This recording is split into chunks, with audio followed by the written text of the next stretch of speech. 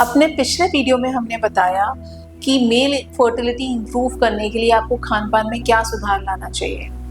अब इस वीडियो में हम बात करेंगे कि आपको और क्या करना चाहिए जिससे कि मेल फर्टिलिटी इंप्रूव हो।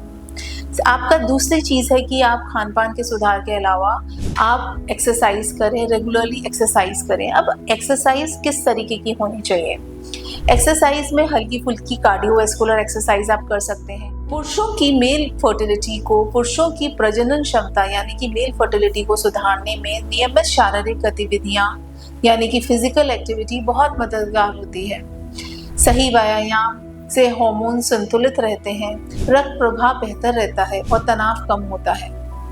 पुरुषों की फर्टिलिटी सुधारने वाले शारीरिक गतिविधियां क्या हो सकती हैं? एक तो सिंपल कार्डियोवैस्कुलर एक्सरसाइज जिसको हम बोलते हैं, जैसे कि रोजाना तेज चलना, ब्रिस्क वॉकिंग करना, जॉगिंग करना, साइकिल चलाना या तैराकी करना। इससे शरीर का वजन नियंत्रण रहता है और शुक्राणु की क्वालिटी बेहतर होती है। योग भी कर सकते हैं, प्राणायाम कर सकते हैं, जैसे कि अनुलोम विलोम, भस्त्रिका, कपालभाति, तनाव, ये सारे तनाव और हार्मोनल असंतुलन को कम करते हैं।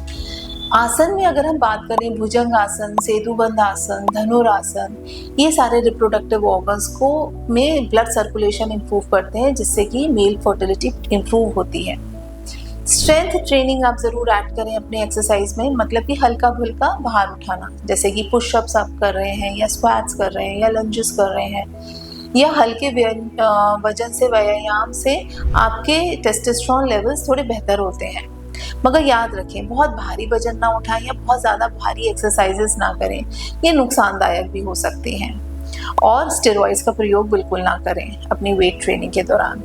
स्ट्रेचिंग और रिलैक्सेशन एक्सरसाइज भी इंक्लूड करें अपने रूटीन में, जैसे कि सूर्य नमस्कार हुआ। सूर्य नमस्कार और सामान्य स्ट्रेचिंग एक्सरसाइज से शरीर लचीला व सक्रिय रहता है, तनाव घटता है और नींद की गुणवत्ता में सुधार आता है। स्पोर्ट्स एक्टिविटी इंक्लूड करें, जैसे कि बैडमिंटन, टेनिस, क्रिकेट, फुटबॉल जैसे आउटडोर खेल। ये आपके शरीर को फिट भी रखते हैं और हार्मोन को बैलेंस भी करते हैं। आपको किन चीज़ों से बचना है? आपको बहुत ज़्यादा भारी वर्कआउट नहीं करना है, ओवर एक्सरसाइजिंग नहीं करनी है, बहुत देर तक साइकिल चलाना है जिससे कि आपकी जेनिटल्स पर दबाव पड़ सकता है, वो अवॉइड करना है।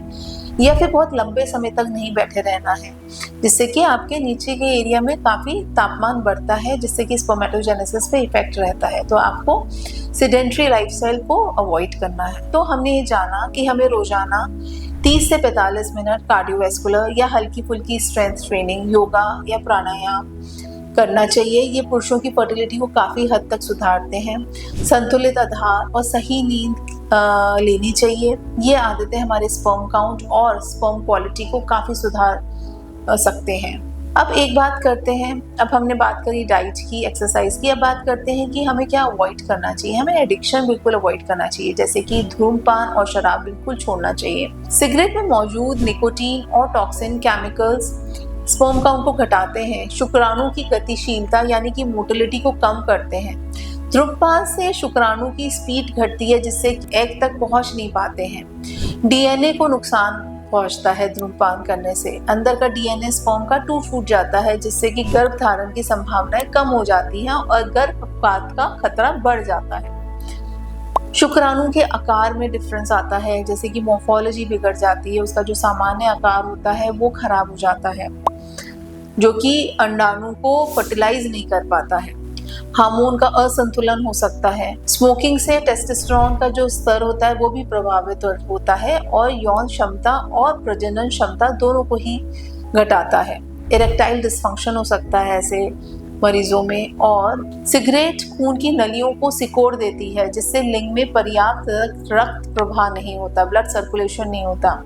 रिसर्च बताती है कि धूम्रपान छोड़ने से 3 से 6 महीने में शुक्राणु की गुणवत्ता में सुधार शुरू हो जाता है। रक्त प्रवाह बेहतर होने से यौन और प्रजनन स्वास्थ्य दोनों ही सुधरते हैं। आप किन बातों से बचें? लैपटॉप लंबे समय तक गोद में ना रखें, बहुत ज़्यादा गर्म पानी से बार बार ना नहाएं, लगातार टाइट अंडरगारमेंट्स ना पहने, बॉडी बिल्डिंग के लिए स्टेरॉइड्स ना इस्तेमाल करें और बिना डॉक्टर की सलाह से दवा ना लें। अगर 1 साल तक गर्भ धारण नहीं कर पा रहे हैं तो आप अपने डॉक्टर से ज़रूर मिलें। मैं आशा करती हूँ ये वीडियो आपके लिए हेल्पफुल रहा होगा। अगर आपकी कोई भी क्वेरीज हैं तो आप कमेंट बॉक्स में डाल सकते हैं। Thank you so much.